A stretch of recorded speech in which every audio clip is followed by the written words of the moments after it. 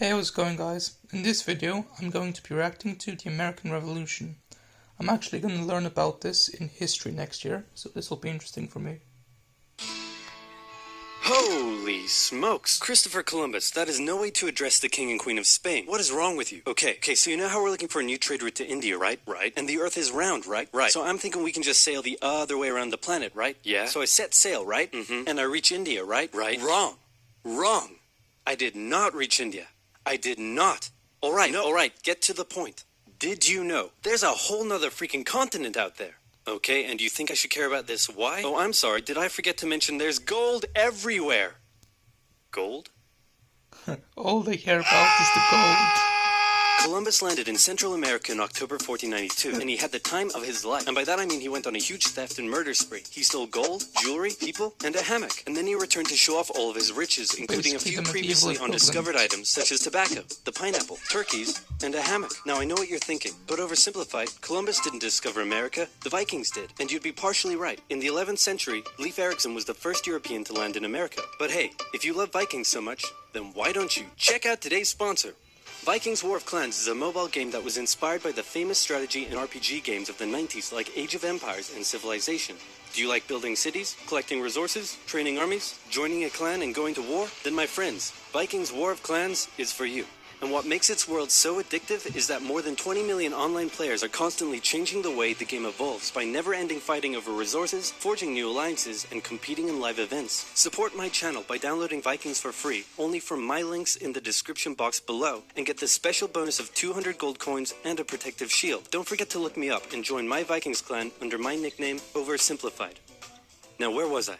Oh yeah, Columbus, time of his life, hammock. And suddenly the race was on to explore and conquer the New World. After a couple centuries of warring with the natives and each other, the European powers had claimed quite a lot of land, including this area, which both the English and the French claimed as theirs. One day the French said, I'm gonna build some forts along here. And the English were like, could you not? And the French said, sorry, but no, I could not. And they went ahead and built their forts, which pissed off the English, so they sent an up-and-coming British lieutenant colonel by the name of George Washington with a combined force of British troops and Native Americans. After a short battle, the French commander said, all right, we surrender. Okay, boys, pack it up. There's surrender.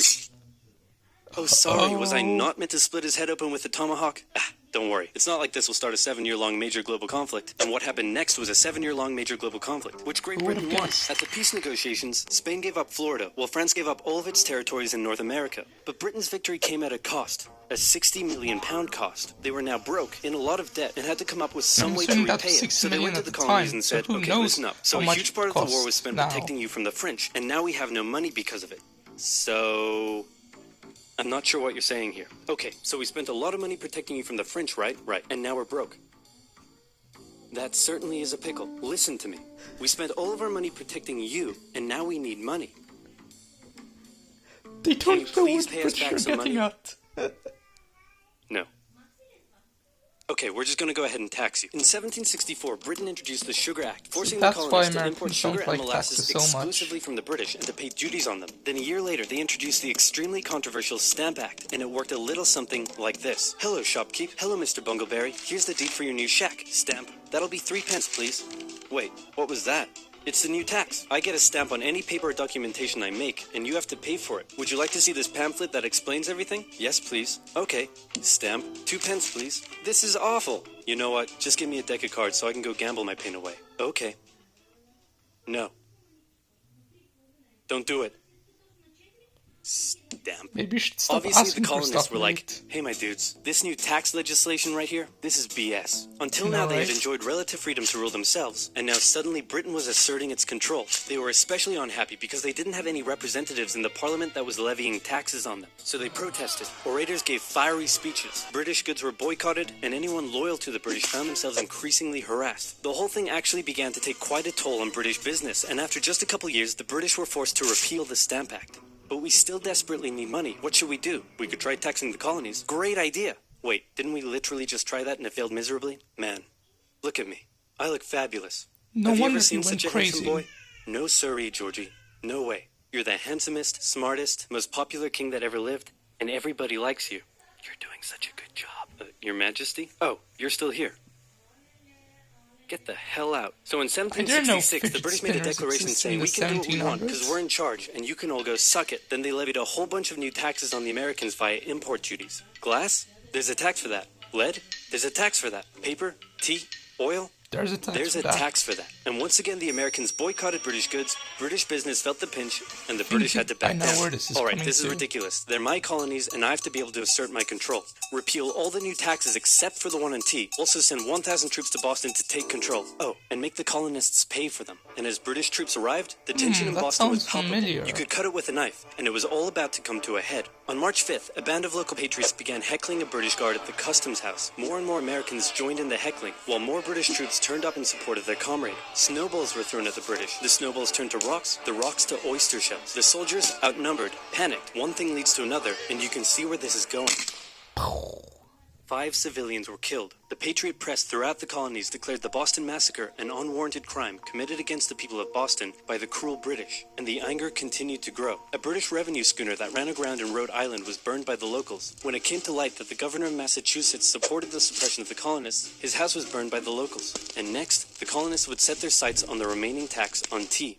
On December 16, 1773, a band of patriots known as the Sons of Liberty, disguised themselves as Native Americans, marched down to Boston Harbor, boarded a British merchant ship loaded with tea, and in front of thousands of spectators, threw nearly 10,000 pounds worth of tea overboard.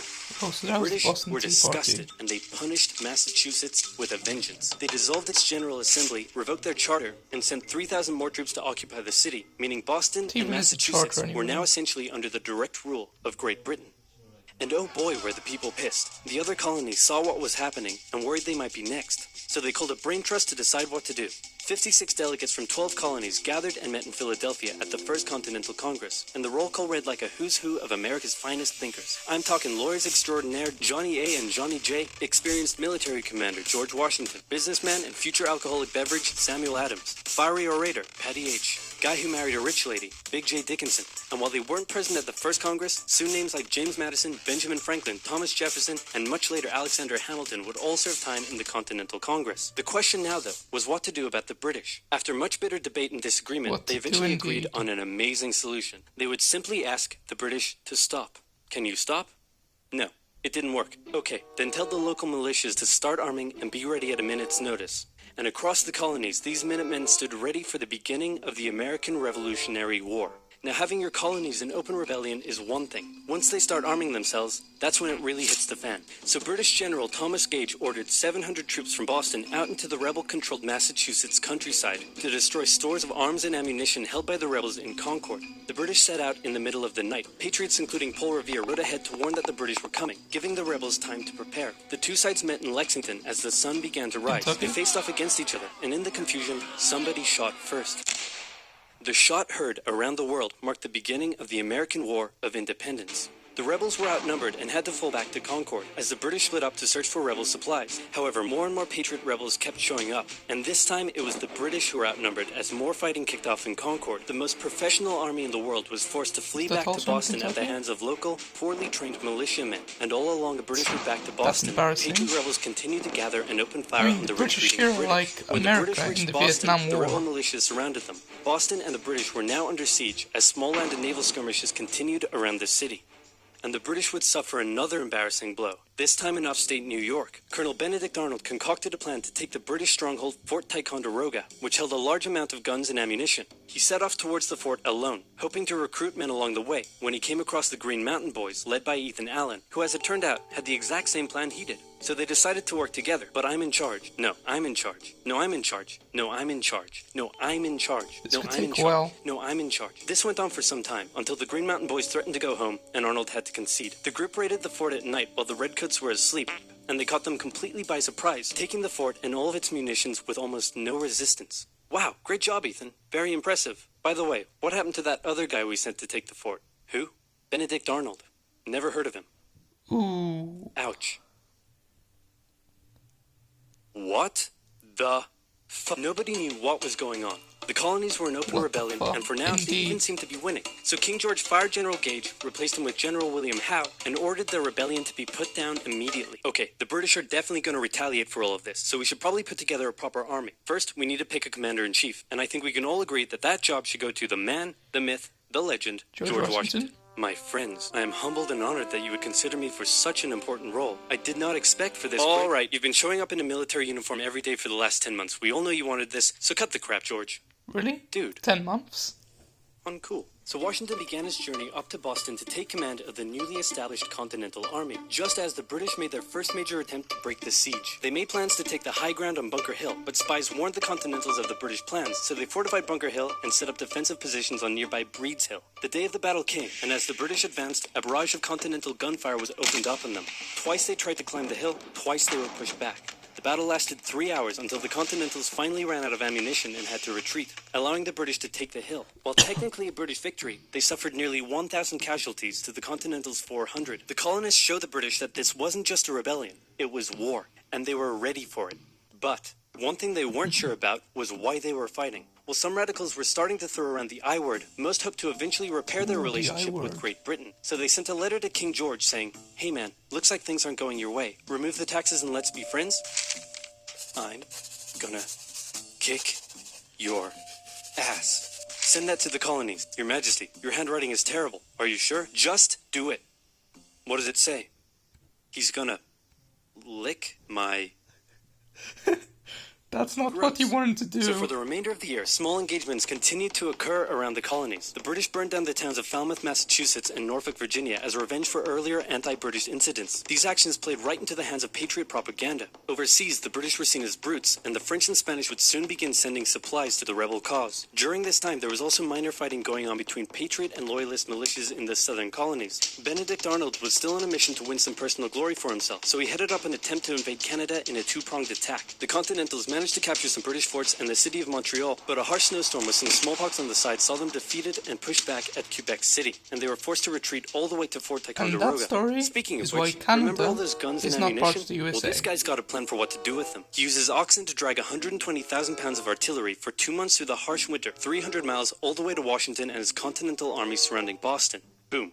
Washington's got himself some big guns, which is fortunate because up until now his army had been suffering through the cold winter, not knowing when the siege would end. Now, they could make a move. Washington wanted to launch a full assault on the city, but his junior officers felt the British were too fortified, and to his credit, Washington was great at hearing and taking on board the ideas of others. Instead, the Continentals worked through the night, setting the guns up on Dorchester Heights, overlooking the city, and when dawn broke and the British saw the guns, they knew they were toast. Their positions were completely exposed. It was checkmate. They had no choice but to abandon the city. 120 ships carried 9,000 redcoats and 2,000 loyalists away to an unknown fate, and Washington had his first victory of the war. Washington then moved his army to New York, knowing that when the British returned, they would probably land there. In the meantime, a friendly-looking old man by the name of Thomas Paine had written and published a pamphlet called Common Sense, in which he advocated for total independence from Great Britain. It spread across the colonies like wildfire, and to this day remains the best-selling title in America. It was read aloud in taverns and meeting halls, and brought the idea of independence into the mainstream. Congress began to seriously consider the idea. Thomas Jefferson was selected to write up an official Declaration of Independence, and he went hard, writing that all men are created equal, with certain inalienable rights, including life, liberty, and the pursuit of happiness. Of course, Jefferson had over 100 slaves, but we don't have to talk about that. On the 2nd of July, Congress voted unanimously in favor of independence, and John Adams declared that the 2nd of July would go down as the most remembered day in American history. Then a couple days later, independence actually came into effect. The United States of America was born. There was no turning back now. The Americans tore down a statue of King George in New York and melted him down into 42,000 musket balls. To the British, it was treason, and if the king had his way, Washington and all of Congress would be hung. Speaking of the British, guess who's back? The king sent an intimidating force of 130 warships and 25,000 men to New York. Washington knew that taking on the most powerful military in the world wouldn't be easy. The British set up camp on Staten Island as the Americans dug into defensive positions around Brooklyn Heights, waiting for an attack to come. But the British just waited, wearing down their opponent's nerve while building their own strength. At one point, they launched a big scary artillery barrage and then said, you know, if I was you right now, I'd probably sue for peace. But Washington told them to shove it. The Americans kept holding out for what was coming, and when they finally hit, they hit hard. 15,000 British troops approached the American position, and the two sides fired on each other in massive rows. But what the Americans didn't realize was they were only fighting a decoy. The main British force was going around to flank the Americans from behind, and when they arrived, they inflicted heavy casualties. The Americans panicked and retreated back to Brooklyn Heights, where they then found themselves trapped between the British army and the river. It looked as though the war was already lost, but luckily, instead of attacking, the British decided to dig in for a siege, and then a thick fog set in, allowing Washington's army to escape across the river unimpeded. The British continued to chase and engage the Americans off Manhattan, and the Americans suffered defeat after defeat after defeat. It was a disaster. Washington's leadership was called into question, as thousands of American POWs were left to rot as traitors. Washington's army fled through New Jersey all the way down to Pennsylvania. Rarely had an army been so badly beaten, yet survived to fight another day. Okay, so that does it for this video. In the next video, I'm going to be reacting to the second part. Based on what I've watched in this video, it's very interesting and I can't wait to learn about it in history class next year. So anyway guys, that does it for this video. If you like it, then like, comment and subscribe. Bye guys.